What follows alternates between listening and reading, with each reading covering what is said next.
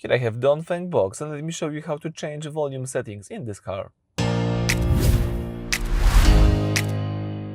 So at the very beginning, let's start by using the home screen. Here let's open the car icon. Under left tab you can choose sound and display.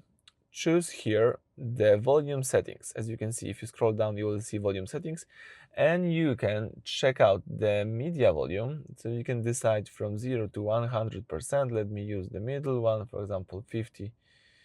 It's not so easy to have exactly 50%. Let me keep, for example, 56. And you can also check out the system volume. So you can have different volume for your system and different volume for your media. Alright, so that's it for this video. Thank you for watching. Please subscribe to our channel and leave thumbs up.